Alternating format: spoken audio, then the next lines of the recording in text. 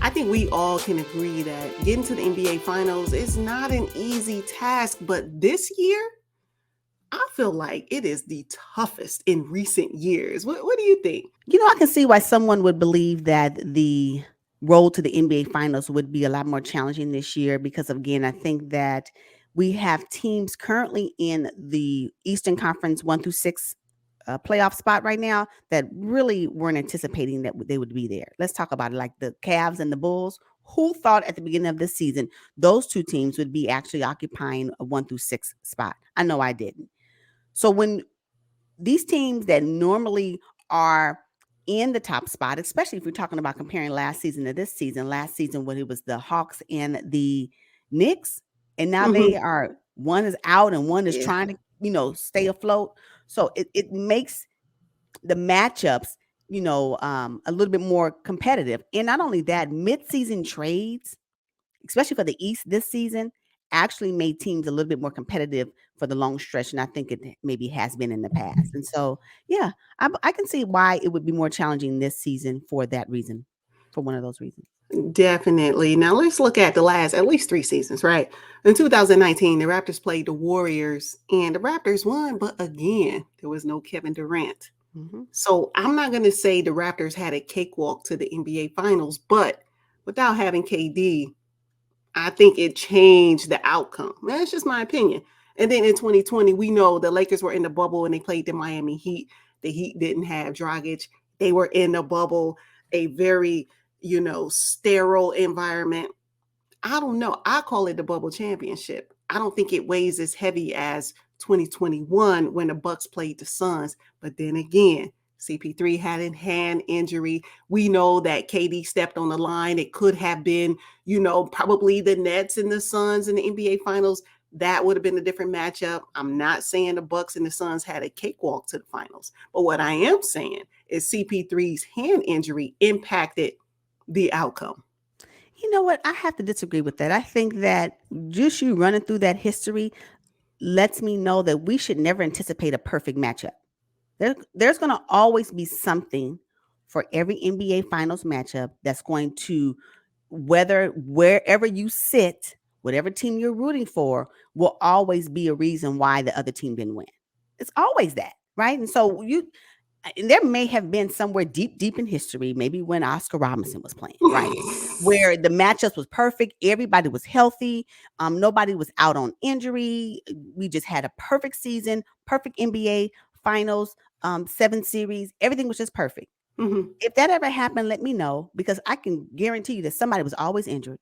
Depending on where you sit, your team could have won if, right? So I don't really know if that, for me, it's always going to be a discussion. Well, if such and such played, and if this was right, and if they weren't in the bubble, it's going to always be the what ifs.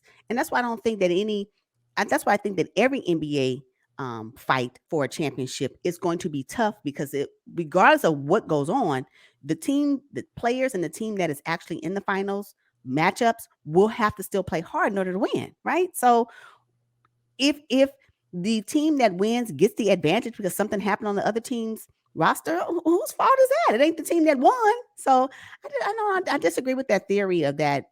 If this person did that, they probably could have. We don't even know. So that's why I don't really support that idea. And I think that every championship that's won was fairly won, unless the refs did some type of something. And then again, there's always that. So Yeah, yeah. people that win a championship, teams that win a championship have to fight hard to get there. It's just not the finals that they have to fight through. We're talking about at least 2 rounds previous to them Mhm. even making it to a final 7 matchup. So it's still, the road is going to always be difficult. And so we just know that the road doesn't begin when the NBA final series began. The road started at the beginning of the season.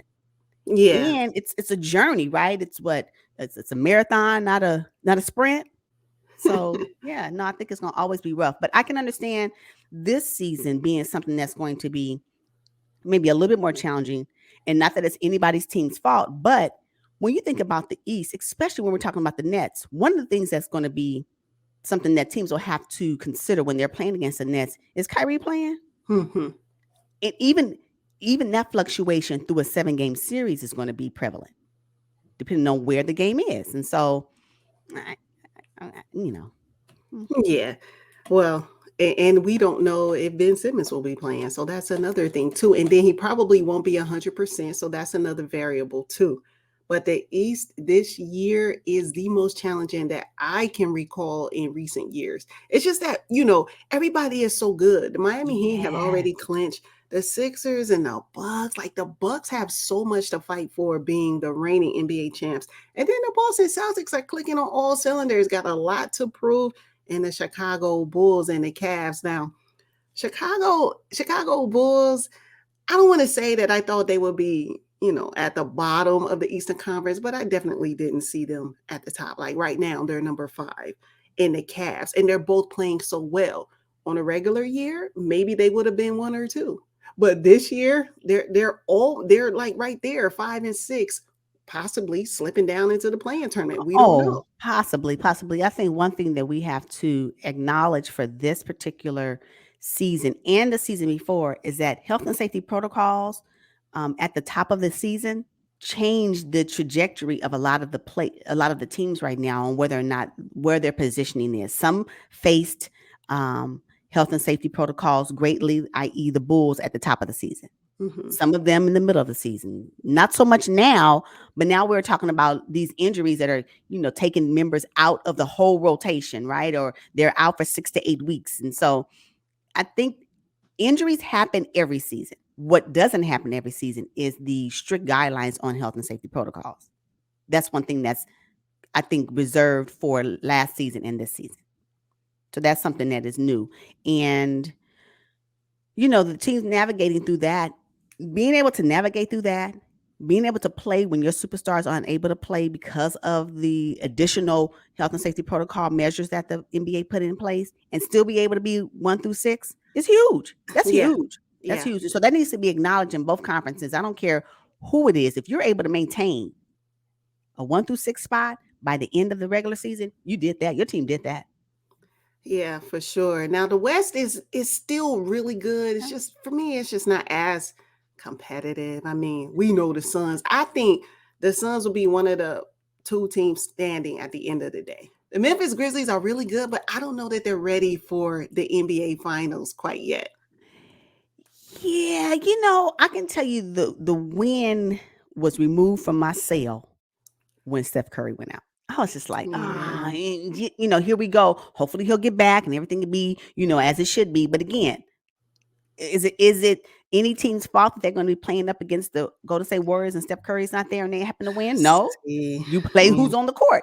So yeah, but it did suck the wind out of my sail. I Mhm, was like, oh mhm. man, again, we finally got Draymond back. Clay is now back, and Yeah. now because we've been it's what you anticipate, and that anticipation doesn't come to fruition, then you get a little disappointed. But it doesn't take any, for me, it doesn't take any it doesn't slight any team that actually is able to get past that because of it's not their fault. Yeah, I know.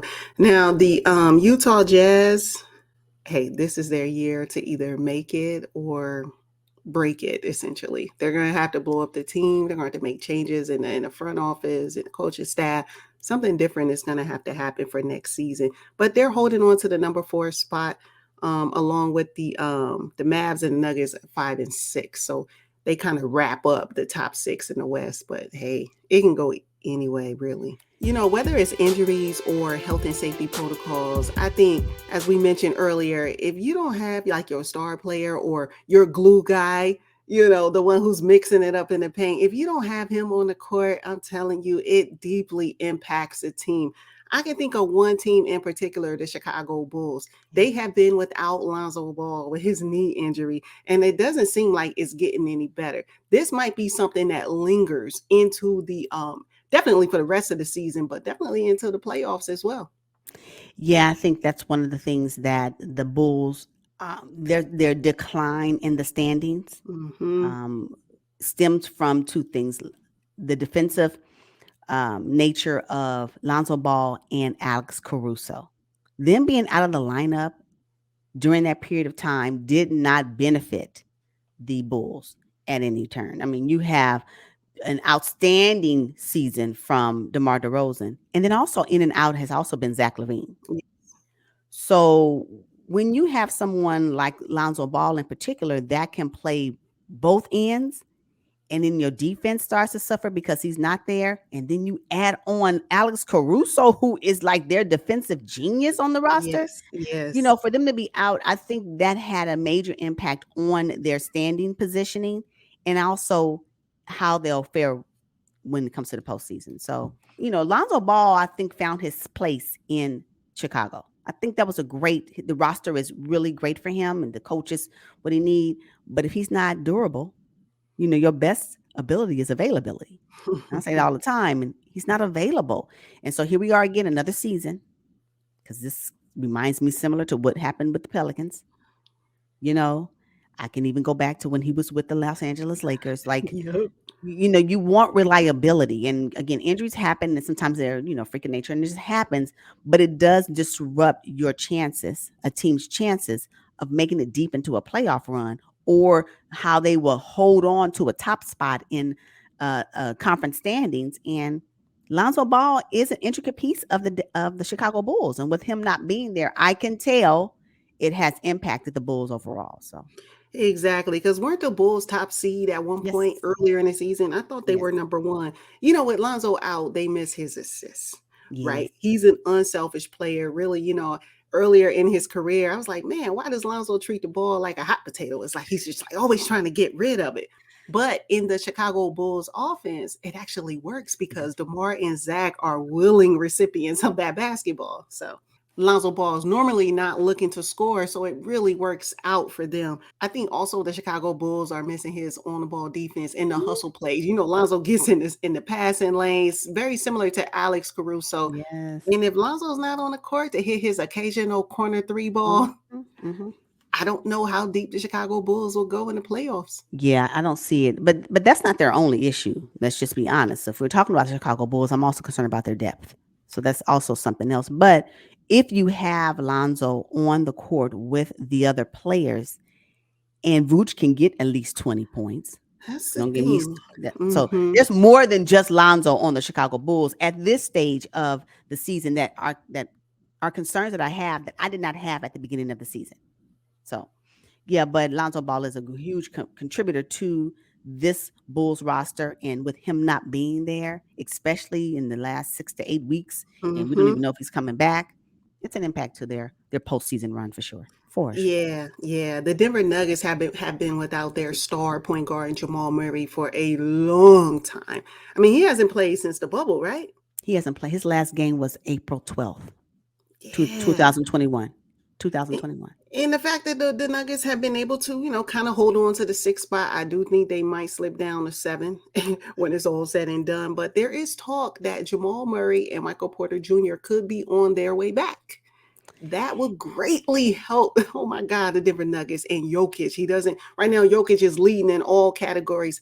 That shouldn't be. That's too much. It's too much on Jokic. Yeah, the only concern I have, I think I'm okay with Michael Porter Jr. coming back being a factor.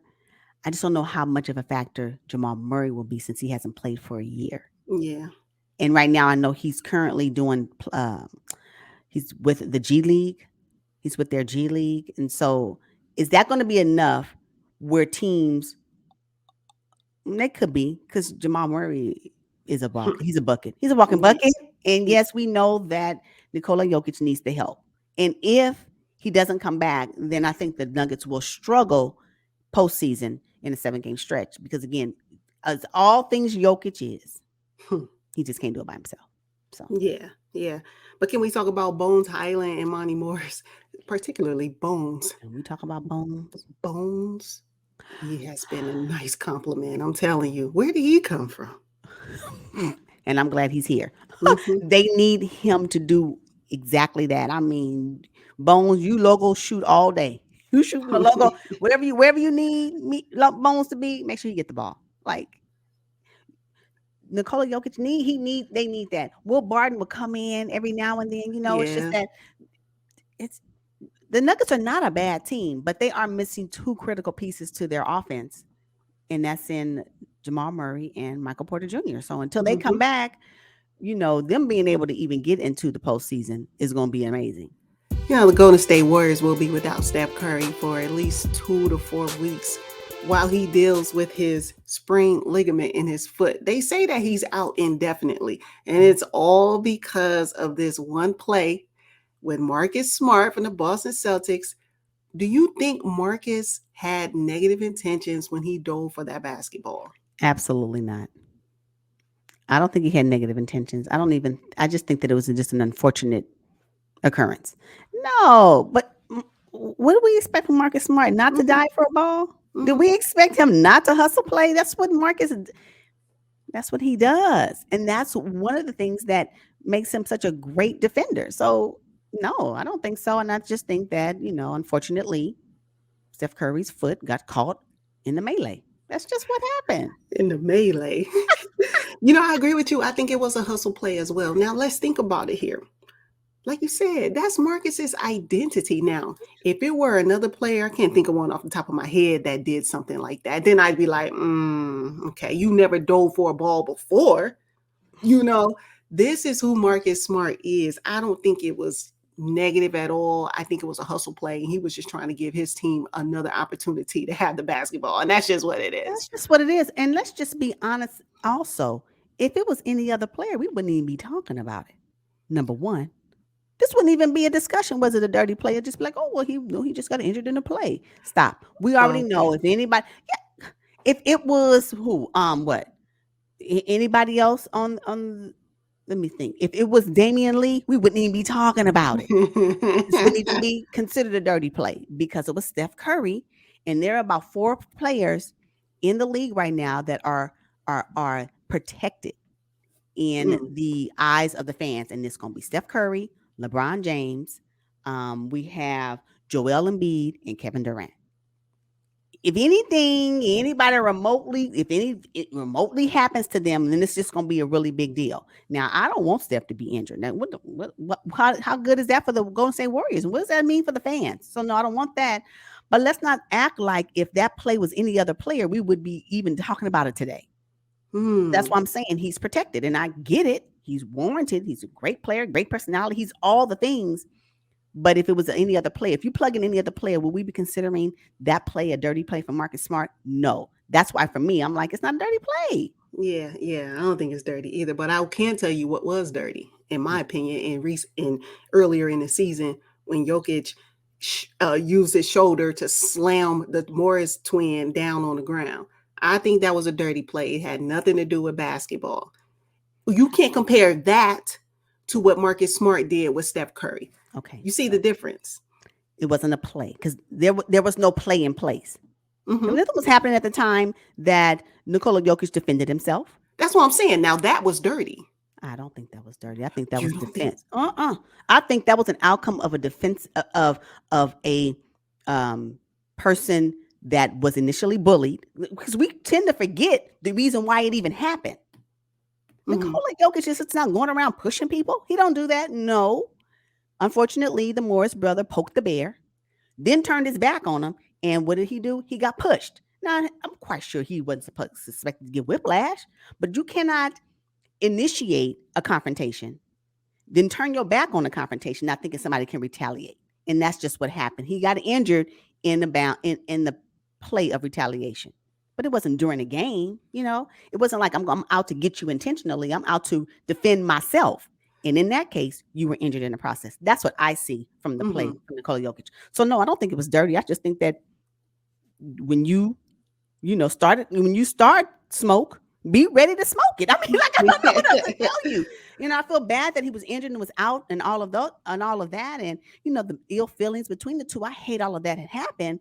But you thought you was gonna be able to run up on Yoke and then he not do nothing? I'm just saying, it appeared to be dirty. And Morris was out for 4 months, just now getting back, whiplash, the whole nine with his back. I think it impacted the Miami Heat, even though they still hold the top seed in the East. But what I'm saying is, I expect tough, gritty hustle plays from Marcus Smart. I do not expect that from Nikola Jokic. I also expect those type of plays from Pat Beverly. And Patrick Beverly and Russell Westbrook have had their share of run-ins too, where Patrick Beverly did a dirty play, caused Russell to tear his meniscus. Russell was out of the playoffs because of it, Mhm. And then there's Grayson Allen. He also did a hard foul on Alex Caruso. I do not think that was a dirty play, but I expect hustle plays from Grayson Allen, and everyone's saying that he intentionally tried to hurt Alex Caruso, which did impact the Chicago It Bulls did. throughout the season. But the thing about it is that I don't know why we believe people can play this physical game of basketball during the play. And I want to be clear, when the Morris brother was injured because of the shove from Nikola Jokic, there was no play in place. Mm-hmm. They weren't playing the game in that moment, It was a right? dead ball.